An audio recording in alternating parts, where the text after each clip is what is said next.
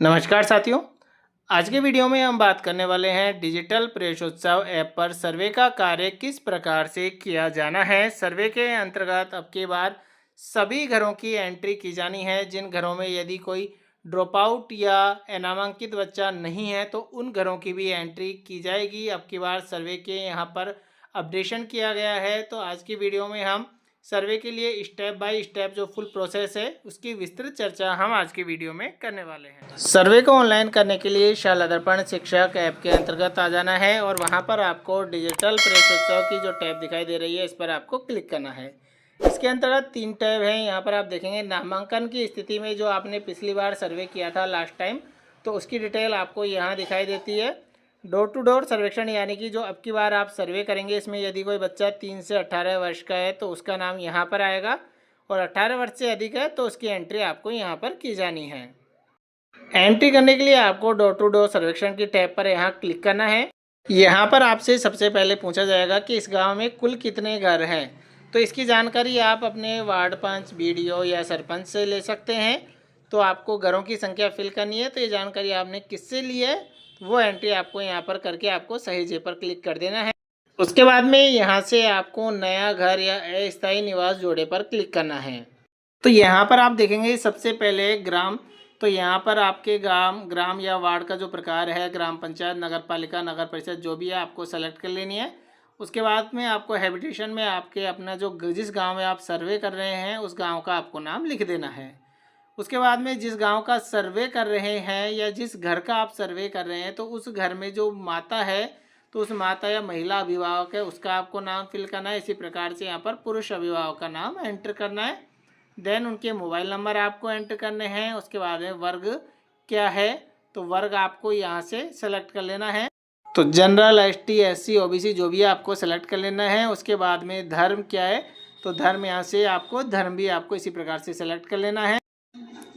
उसके बाद में विशेष ध्यान देने वाले परिवार के बच्चे कि यदि आप खानाबदोश, बाल श्रमिक, सफाई कर्मी के बच्चे, आश्रय, वयस्क, संरक्षण के बिना माता को खोने वाले, यदि इनमें से कोई विशेष ध्यान देने वाले परिवार के बच्चे हैं तो आपको सेलेक्ट करना है, अदरवाइज लागू नहीं पर आपको क्लिक कर देना है। क्या इस घर में कोई बड़ा जो कि 18 वर्ष से अधिक है तो वो 10वीं या 12वीं पास नहीं है? यदि नहीं है तो आपको यहाँ पर क्लिक, यदि है तो आपको यहाँ पर नहीं पर क्लिक करना है।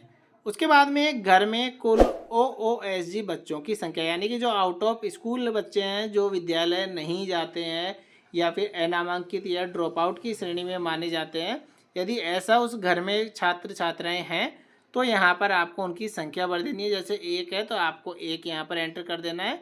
जैसे आप 1 एंटर करते हैं तो देखेंगे यहाँ पर बच्चा जोड़े की टैब, नई टैब यहाँ पर ओपन हो जाती है। इस पर आपको क्लिक करना है। यहाँ पर आपको बच्चे की विवरण भरने हैं। यहाँ पर आपको बच्चे का नाम एंटर कर देना है। जैसे आप नाम एंटर करेंगे उसके बाद में लिंग पर आपको यहाँ सेलेक्ट करना है, बालक या बालिका।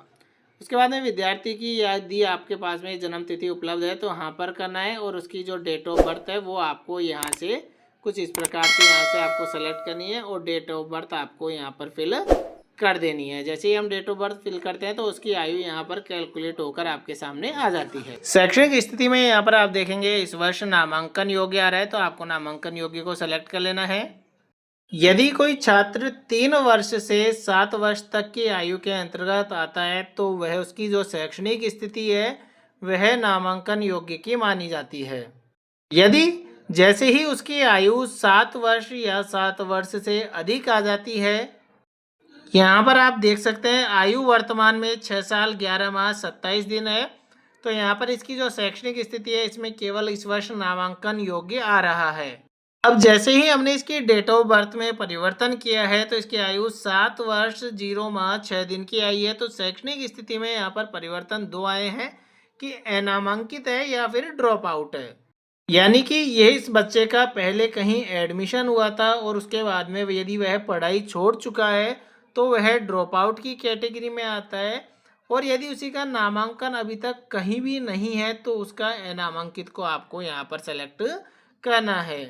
यदि विशेष आवश्यकता वाला बच्चा है तो आपको यहाँ से उसे सेलेक्ट कर लेना है और उसके बाद में आपको सहेजे पर यहाँ क्लिक कर देना है। तो यहाँ पर आप देखेंगे जो आपने एंट्री की है वो आपके सामने यहाँ दिखाई दे रही होगी। यदि आपके घर में या जिसका आप सर्वे कर रहे हैं उसमें आउट ऑफ स्कूल बच्चे नहीं हैं, तो आपको यहाँ पर उनकी जो संख्या है वो यहाँ पर आपको 0 फिल कर देनी है, और 0 फिल करके आपको यहाँ पर सहेजे पर क्लिक कर देना है। देखेंगे डेटा सफलतापूर्वक सहेजा गया, ठीक है पर आपको क्लिक कर देना है। और यहाँ पर जहाँ पर आपने जिनका सर्वे किया है 3 से 18 वर्ष का, इसके अंतर्गत देखेंगे तो यहाँ पर आपके पिता का नाम, माता का नाम और बच्चे की संख्या आपको दिखाई दे रही होगी। अब यहाँ पर आपको ध्यान ये रखना है कि जो नीचे यहाँ पर बंद करेगा जो दिखाई दे रहा है, इस पर आप जैसे ही यहाँ क्लिक करते हैं तो यहाँ पर आपसे पूछा जाएगा कि क्या स्कूल के कैचमेंट के सभी घरों का सर्वेक्षण पूरा हो गया है।